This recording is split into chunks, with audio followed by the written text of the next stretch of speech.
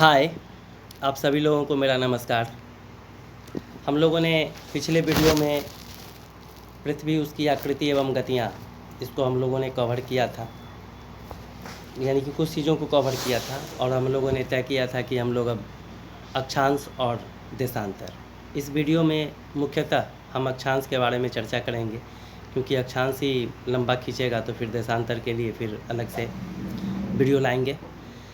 तो अक्षांश, और लेकिन इस अक्षांश को पढ़ने से पहले हम थोड़ा सा, जो मेरे द्वारा गलती कर दिया जाता है वीडियो में, बराबर किया जाता है, यानी कि हर वीडियो में एक आध प्रॉब्लम हो ही जाता है, हमको लगता है कि मैंने गलती बोल दिया है, इसको आप लोग इग्नोर करने की कोशिश करेंगे। एक्चुअली वो दोनों बातें हो सकती हैं, या तो वो चीज़ मेरी जानकारी में ना हो, इसके लिए भी गलत हो सकते हैं, और दूसरा ये भी हो सकता है कि वो हमसे, यानी कि जुबान मेरा फिसल गया हो जल्दी जल्दी बोलने में, तो इसके लिए भी हो सकता है। पहली जो गलती अभी तक उसमें सोलर सिस्टम में हमने किया था, और उसमें हमने आप लोगों को बता दिया था कि जो जोवियन ग्रह हैं, खास करके जो वरुण है, वो सूर्य की परिक्रमा करने में उसको बहुत समय, यानी लाखों वर्षों का समय वो लग जाता है। ऐसा तो हो ही नहीं सकता है, वो निश्चित रूप से हमसे जल्दबाजी में बोला गया था, सैकड़ों को हमने लाखों में तब्दील कर दिया था। इसके लिए बहुत भयंकर गलती एक तरीके से कहिए तो है, ऐसा नहीं होना चाहिए, तो इस चीज़ को आप लोग ध्यान में रखेंगे। और दूसरा, हमने जो लीप ईयर का आपको कॉन्सेप्ट बताया था, वो हमने परिभ्रमण के आधार पे बता दिया था, ऐसा नहीं होता है, ये हमने गलत बता दिया था आपको, ये परिक्रमण के आधार पर होगा। 365 दिन और 6 घंटे में हमारी पृथ्वी सूर्य के चारों तरफ घूमती है, और यही जो रेस्ट बचता जाता है, यानी कि 6-6 घंटा, ये 4 वर्ष में 6 × 4 = 24 घंटा होता है, जिसको हम लोग एक दिन समायोजित करके लीप ईयर के रूप में उसको, मतलब उसको ट्रांसफॉर्म कर देते हैं, और फरवरी के महीने को हम लोग 28 के बदले 29 दिन का बना देते हैं। खैर, ये गलतियाँ हो जाती हैं, हमारी नैतिक जिम्मेदारी बनती है एक शिक्षक होने के नाते कि हम आप लोगों से उसको शेयर कर दें। नहीं भी बोलें तो चलेगा, लेकिन ऐसा नहीं होना चाहिए। गलती हम करते हैं तो एक्सेप्ट भी हम ही को करना चाहिए, और गलतियाँ तो सबसे होती हैं, हमसे भी होती हैं, और आगे के वीडियो में भी हो सकता है, यही वीडियो हम आपको बता रहे हैं, इसमें भी एक आध गलती निकल करके आ जाए, कोई बड़ी बात नहीं। तो ऐसा होता रहेगा, लेकिन इसी के साथ आप लोग अपना जो प्यार है वीडियो को देखने का, ये ज़रूर आप लोग बनाए रखेंगे। जहाँ गलती हो तो आप लोग कमेंट बॉक्स में तत्काल लिखें कि सर ऐसा है क्या। तो निश्चित रूप से मेरा ध्यान तो ऐसे ही, हम जब वीडियो बनाते हैं और जब उसको फाइनल टच देते हैं तो हम खुद देखते हैं, तो अब पता चल जाता है हमको, लेकिन उसको तुरंत फिर संशोधित करना, अभी तक कोई ऐसा ऐप नहीं है, कुछ ऐसा नहीं है कि हम उसको संशोधित कर लें।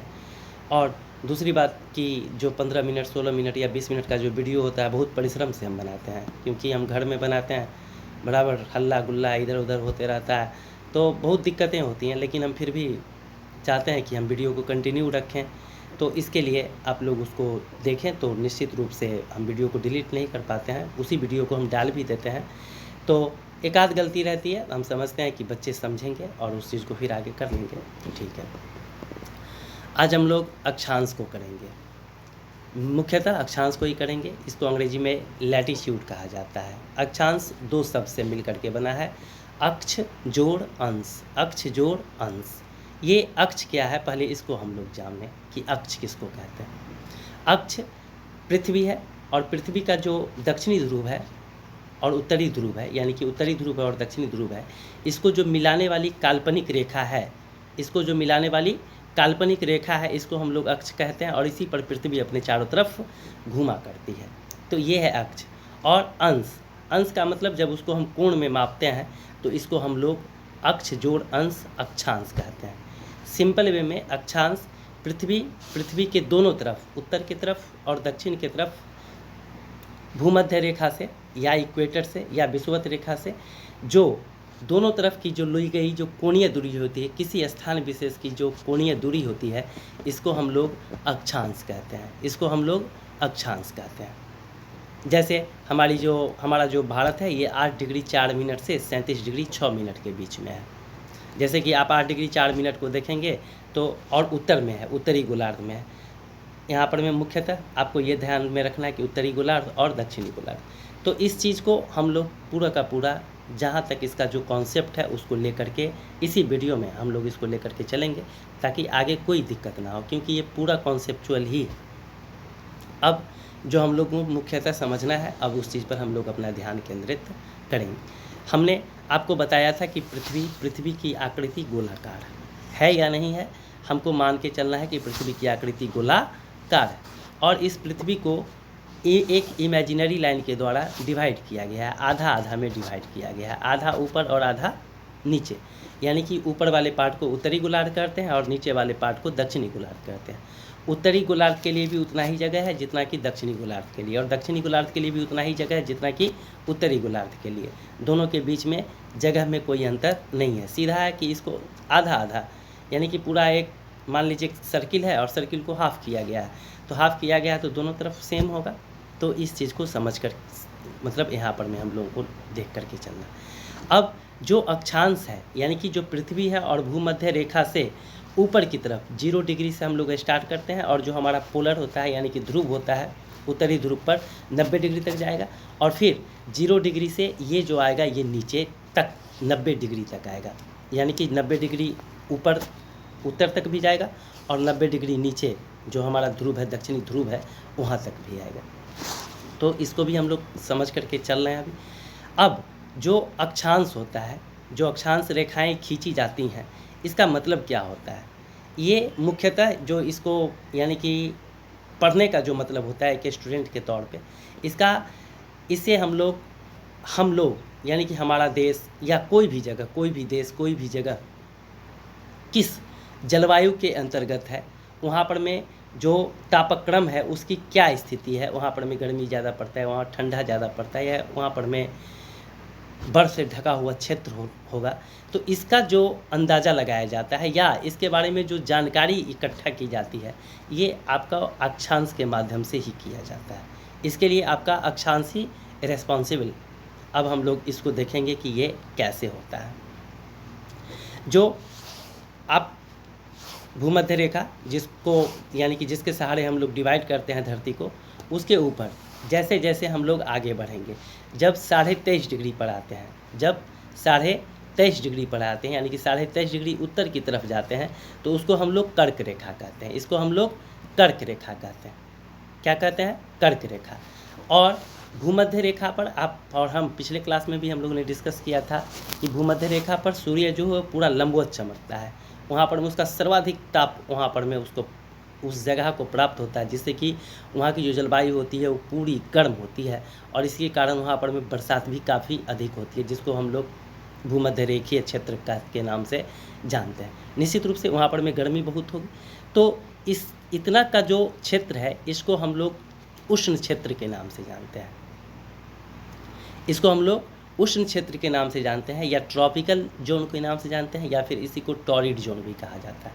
यानी कि यहाँ पर में वर्ष भर गर्मी ही गर्मी रहेगी, और गर्मी के कारण वहाँ पर में वाष्पन की क्रिया अधिक होगी, और वहाँ पर में बरसात भी उतनी ही अधिक होगी। वर्षा होने से वहाँ पर में पेड़ पौधे भी उतने ही ज़्यादा खिलखिलाएंगे, और वो वनस्पतियों यानी कि जैव विविधता से वो संपन्न क्षेत्र होता है, जो उष्णकटिबंधीय क्षेत्र होता है वो।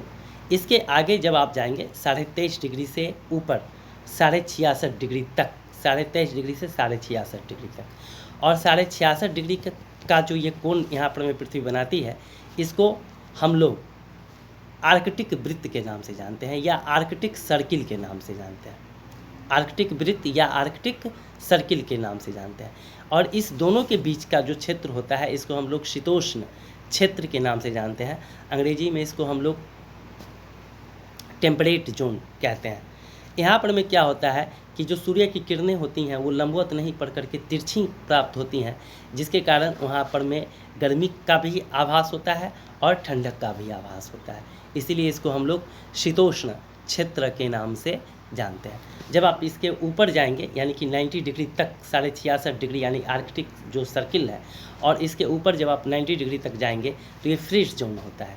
यानी कि यहाँ पर में सूर्य का प्रकाश इसको बहुत कम प्राप्त हो पाता है, जिसके कारण कि ये पूरा का पूरा फ्रीज होता है। यहाँ पर में बर्फ़ की मोटी चादरें बिछी होती, ठीक है। तो इस बात को यहाँ पर में हम लोग ध्यान में रख कर के चलेंगे। ये हमने आपको उत्तरी गोलार्ध के संदर्भ में बताया। अब जब हम नीचे की तरफ आएंगे, जब हम दक्षिणी गोलार्ध में आएंगे, तो सेम यही कॉन्सेप्ट दोहराया जाएगा। यानी कि इधर भी सेम वही होगा, यानी कि उष्ण कटिबंध होगा, उसके नीचे शीतोष्ण कटिबंध होगा, और सबसे नीचे शीत कटिबंध होगा। तीनों का आप जान गए हैं। यानी कि ऊपर में 23.5 डिग्री का जो पार्ट होगा दक्षिण, वो टॉरिड जोन होगा। 66.5 डिग्री का जो होगा वो शीतोष्ण होगा, यानी कि टेम्परेट जोन होगा। और उसके नीचे जो होगा, यानी कि पूरा का पूरा 66.5 डिग्री से नीचे का जो भाग होगा, ये आपका फ्रीज जोन होगा। तो यहाँ पर में 23.5 डिग्री उत्तर को हम लोगों ने कर्क रेखा के रूप में जाना। किसके रूप में जाना? कर्क रेखा के रूप में। लेकिन यहाँ पर में जो 23.5 डिग्री का एंगल बनाती है पृथ्वी, इसको हम लोग मकर रेखा के नाम से जानते हैं, कैप्रिकॉर्न लाइन के नाम से जानते हैं। और ये जो मकर रेखा है, और मकर रेखा से 66.5 डिग्री के बीच का जो पार्ट है, जो 66.5 डिग्री का कोण हमारी पृथ्वी बनाती है, उसके बीच का जो पार्ट है, इसको हम लोग अंटार्कटिक सर्किल कहते हैं या अंटार्कटिक वृत्त कहते हैं। और इसके बीच का जो पार्ट होगा, यहाँ पर में सूर्य की किरणें तिरछी पड़ेंगी, जिसके कारण यहाँ पर में पूरा उतनी गर्मी नहीं होगी, गर्मी होगी लेकिन ठंडा भी उसके साथ साथ होगा। और इसके जो नीचे का जो पार्ट होगा, यानी कि 90 डिग्री तक दक्षिणी गोलार्ध में, ये फ्रीज जोन होगा, यानी कि यहाँ पर में शीत कटिबंध होगा। ध्रुव पर 6 महीने का दिन और 6 महीने का रात होता है। 6 महीने का दिन और 6 महीने का रात होता है। ये अक्षांश से जुड़ी महत्वपूर्ण जानकारियाँ थी, इसको निश्चित रूप से रखेंगे, ये एग्ज़ाम में भी इसी को पूछा जाता है। अब जो अक्षांश है, और अक्षांश में जैसे कि हम वैसे 10-10 डिग्री पर खींचते हैं, 0 डिग्री 10 डिग्री, लेकिन 1-1 डिग्री पर आपको चलना पड़ता है। और 1 डिग्री के बीच का जो अंतर होता है, 1 डिग्री के बीच का जो अंतर होता है, ये 111 किलोमीटर का होता है। और जितने भी अक्षांश रेखाएं होती हैं, वो एक दूसरे की समानांतर होती हैं, लेकिन यह क्रमशः छोटी होती चली जाती हैं। जैसे आप खुद पृथ्वी को ऐसे करके खींचेंगे, तो आप देखेंगे कि ऐसे करेंगे, ऐसे करेंगे, ऐसे करेंगे, तो यहाँ पर में जो भूमध्य रेखा का जो लाइन होगा, वो बहुत बड़ा होगा। तो सबसे बड़ा वृत्त जो बनाती है, वो भूमध्य रेखा ही बनाती है। और उसके बाद धीरे धीरे धीरे पोलर पर जाते जाते जाते वो बिल्कुल मतलब ख़त्म होने के कगार पे आ जाती है। तो और इसके बीच का जो होता है, ये 111 किलोमीटर का ये डिस्टेंस कवर करता है 1 डिग्री में। 1 डिग्री में आगे चल करके हम देशांतर बताएंगे जब टाइम को लेकर के, तो और क्लियर होगा आपका फंडा। तो इसको निश्चित रूप से ध्यान में रखेंगे। जो सबसे बड़ा वृत्त बनाएगा वो विषुवत वृत्त होगा, यानी कि जो विषुवत रेखा पे होगा वो सबसे बड़ा वृत्त बनाएगा। कटिबंध के रूप में हम लोगों ने देखा कि जितना भी, यानी कि शीत कटिबंध है, उष्ण कटिबंध है, या शीतोष्ण कटिबंध है, या शीत कटिबंध है, तो इन सारे चीज़ों को एकदम पूरा का पूरा दिमाग में लेकर के चलना है। तो इन सारे चीज़ों को, यानी कि अक्षांश के तहत हम लोग लेकर के चलते हैं, और अक्षांश में इन्हीं सारी चीज़ों को हम लोग समझ करके क्लियर होने की कोशिश करते हैं। तो अक्षांश के बाद एक्चुअली देशांतर आएगा, और देशांतर में फिर वीडियो लंबा हो जाएगा, तो हम वीडियो को लंबा नहीं करना चाहेंगे, क्योंकि वीडियो लंबा होने पे फिर अपलोड करने में दिक्कत होता है। और छोटा टॉपिक जैसे अक्षांश है, तो अक्षांश को पहले क्लियर कर लेना ही बेहतर है, और उसके बाद हम लोग इसको क्लियर करेंगे। पिछले वीडियो में, इससे जो पीछे का वीडियो है हमारा, इसमें कुछ बातें जो बराबर छूट जाती हैं, जो महत्वपूर्ण बातें होती हैं और वो छूट जाती हैं, या उसको पूरा का पूरा हम एक्सप्रेस नहीं कर पाए थे ठीक से, तो उसको हम लोग कर लें। कि हम लोगों ने देखा था कि पूरी पृथ्वी को हम लोग तो जो डिवाइड करना है, इन सारी चीज़ों को हम लोगों ने देख ही लिया था। और इसके आधार पर हम लोगों ने सूर्य ग्रहण को भी देखा था, चंद्र ग्रहण को भी देखा था, इक्विनॉक्स को देखा था कि इक्विनॉक्स जो होता है वो समद्विवारांतरी की स्थिति होती है, यानी कि जब भूमध्य रेखा पर पूरा का पूरा दक्षिणी गोलार्ध में भी और उत्तरी गोलार्ध में भी, जो आपका 21 मार्च और 23 सितंबर को होता है। और उसके बाद एक चीज़ जो हमने आपको बताया था, वो 21 जून और 22 दिसंबर के संदर्भ में। 21 जून को जो होता है वो ग्रीष्म अयनांत होता है, और 22 दिसंबर को शीत अयनांत होता है। यानी कि 21 जून को जो हमारा सूर्य है, वो पूरा का पूरा हमारी पृथ्वी, यानी कि 23.5 डिग्री तक का जो पार्ट है कर्क रेखा, वहाँ पर में वो लंबवत चमकती है, उसका पूरा प्रकाश प्राप्त करता है, और यहाँ पर में दिन बड़ा होता है और रातें छोटी होती हैं। तो इसको हम लोग ग्रीष्म अयनांत के नाम से जानते हैं। और यही चीज़ 23.5 डिग्री तक में जब दक्षिणी गोलार्ध में आते हैं, जिसको हम लोग 23.5 डिग्री तक के पार्ट को मकर रेखा के नाम से जानते हैं, और यहाँ पर में जब हम आते हैं तो मकर रेखा में उसको पूरा का पूरा करते हैं। यानी कि मकर रेखा में पूरा सूर्य का की जो किरणें हैं वो लंबवत पड़ती हैं, और इसके कारण वहाँ प्रकाश अधिक पड़ता है, जिससे कि वहाँ पर में दिन बड़ा और वहाँ पर में रातें छोटी होती हैं। तो इस चीज़ को, जैसे कि 21 जून के बाद हमारे यहाँ उत्तरी गोलार्ध में आप देख ही रहे हैं, 21 जून अभी ताज़ी अभी योगा डे मनाया गया है, इसको वर्ल्ड योगा डे का दिया गया है।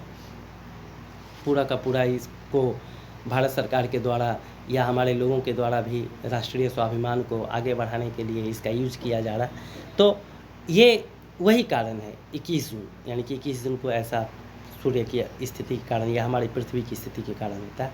और ये चीज़ आप जब मकर रेखा में आएंगे तो मकर रेखा में 22 दिसंबर के बाद वहाँ पर में दिन बड़ा और रातें छोटी, यानी कि हमारे विपरीत वहाँ पर बातें होने लगती हैं। तो ये कुछ बातें होती हैं जो हमसे छूट जाती हैं, और सारी बातें तो हम तो कोई बहुत बड़े ज्ञानी आदमी नहीं हैं, खुद उस तरीके से आप लोगों को कुछ देना चाहते हैं जो हमारे पास में है तो उसको करना चाहते हैं। तो आज के वीडियो के लिए हम इतना ही रखना चाहेंगे। अक्षांश में लगभग जो अक्षांश को लेकर के महत्वपूर्ण बातें थीं जो बताना ज़रूरी था वो हमने आप लोगों को बताया है, और आगे के वीडियो में हम खुद इस वीडियो को फिर देखेंगे। आगे देशांतर का है, देशांतर करेंगे, और उसको देखने के क्रम में अगर इसमें कुछ बातें छूटी होंगी तो हम इसको पूरा करने की कोशिश करेंगे। आज के वीडियो में इतना ही, तब तक के लिए धन्यवाद।